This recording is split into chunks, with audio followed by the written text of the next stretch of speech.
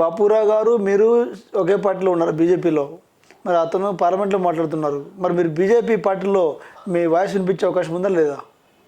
తమ్ముడు తనవాడైన ధర్మం ధర్మమే, ధర్మాన్ని కాపాడాలి. ధర్మాన్ని కాపాడడానికి మేము ఇద్దరం ఒకే పార్టీలో ఉన్నా ఏ పార్టీలో ఉన్నా కూడా అది ధర్మాన్ని మరి ఈరోజు మన ప్రధానమంత్రి గారు ఎంత చక్కగా సబ్కా సాత్ సబ్కా వికాస్ సబ్కా విశ్వాస్ అన్నాడు. అటువంటి పార్టీలో బాబురావు గారు ఉండి మరి ఈ విధంగా చేస్తున్నట్టు ఈయన వెనక ఏ శక్తులు ఉన్నాయో అది ఫస్ట్లో బయటపడాలి, అది బయట పెట్టాలి. ఎందుకంటే మీరు విషయాలను అర్థం చేసుకోకుండా గుడ్డిగా ఒక తెగను కించపరచడం, వాళ్ళ అస్తిత్వాన్ని దెబ్బతీయడం అనేది ఇది లంబాడీలు ఫీల్ అవుతున్నారు. ఇది మంచిది కాదు.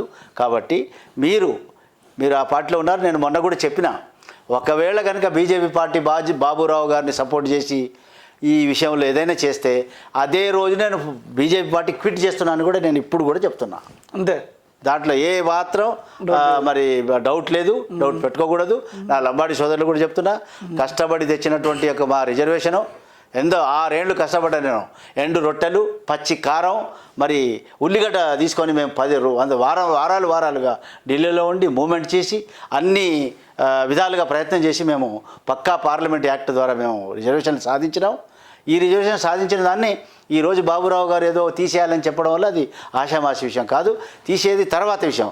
ముందు మన ఇంప్లిమెంటేషన్ రిజర్వ్ చేసుకుందాం, దాన్ని ఇంప్లిమెంట్ చేసుకుందాం. మనకి ఇచ్చే 6%, ఇప్పుడు రావాల్సిన 10%ని ఇచ్చిన 6% ఇంప్లిమెంట్ కావాలా. ఇప్పుడు రావాల్సిన 10% లాక్కుందాము, తీసుకుందాము. అదేవిధంగా రేపు ఆల్ ఇండియాలో 7.5% లభించవలసినటువంటి రిజర్వేషన్లు ఇప్పటివరకు కేవలం 3%, 3.5% ఇంప్లిమెంట్ అయింది. ఇంకా 4.5% కాలే. దాని గురించి ఫైట్ చేద్దామని నేను బాబురావుకి సలహా ఇస్తున్నా. వారు కోఆపరేట్ చేయాలని చెప్పేసి కూడా వారికి మనవి చేస్తున్నా. అసలు మీ దృష్టిలో ఈ ఎస్టీ రిజర్వేషన్ నుంచి లంబాడీలను తొలగించాలి అనే డిమాండ్ వాళ్ళు చేస్తున్నారు. దీనికి కారణం ఏమనుకుంటున్నారు మీరు? నెంబర్ 1, గిరిజనేతలు ఎవరైతే ఉన్నారో, ఎందుకంటే లంబాడీలు కష్టపడి చదివి కొద్దిగా ఫాస్ట్గా అభివృద్ధి బాటగా నడుస్తున్నారు. అయితే ఈ గిరిజనేతలు ఎవరైతే ఉన్నారో గోండులు కాకుండా ఈ గోండుల అమాయకులని, సాధువు లాంటి వాళ్ళని ఎట్లయినా ఎక్స్ప్లైట్ చేయవచ్చని ఈ లంబాడీలు ప్రతిదాన్ని క్వశ్చన్ చేస్తున్నారని చెప్పేసి ఒక కుట్ర పెట్టుకొని గిరిజనేతరులు ఈ గోండు వాళ్ళని ఎగేసినటువంటి అసలు విషయం ఇది.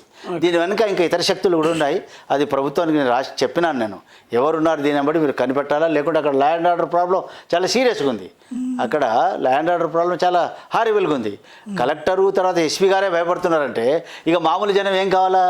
వాళ్ళ పరిస్థితి ఏముంటుంది? ఆ రోజు మమ్మల్ని మాట్లాడినవ్వలేదు, మమ్మల్ని కస్టడీలో తీసుకున్నారు ఆ రోజు. మరి ఇటువంటి పరిస్థితి ఉంది. కాబట్టి ఈ సందర్భంగా నేను కేసీఆర్ గారికి ఇదే వేదిక నుంచి, ఇదే టీవీ నుంచి, కాకతీయ టీవీ తప్పకుండా వారి దృష్టికి తీసుకెళ్లాలా.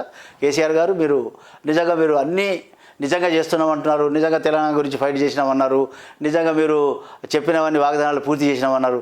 కానీ ఇది ఏదైతే ఉందో ఇది ల్యాండ్ ఆర్డర్ సమస్యకు దారితీసే పరిస్థితి.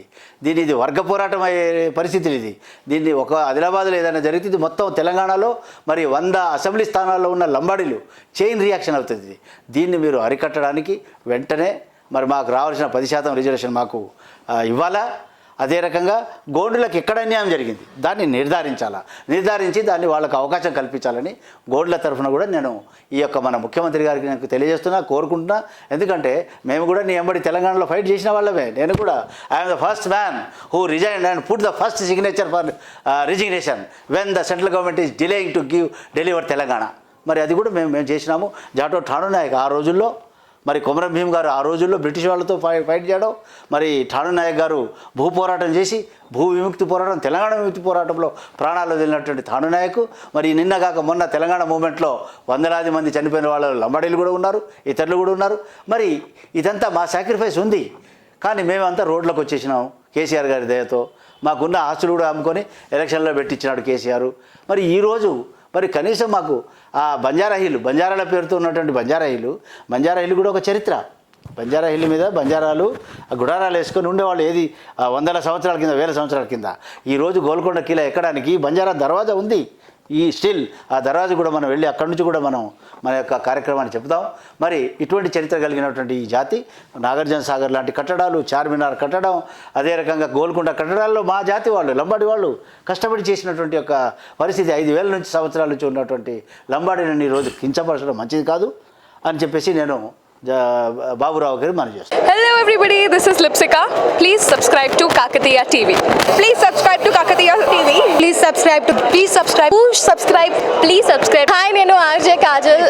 Subscribe to Kakatiya TV. చాలా interesting updates and interesting content ఉంటుంది Kakatiya TVలో. సో డెఫినెట్గా సబ్స్క్రైబ్ చేసుకోండి అండ్ కింద కనిపిస్తున్న బెల్ ఐకాన్ని కూడా మీరు నొక్కితే మీకు ఇన్స్టెంట్గా అప్లోడ్ చేసిన వెంటనే నోటిఫికేషన్ కూడా వస్తుంది కాబట్టి డూ సబ్స్క్రైబ్.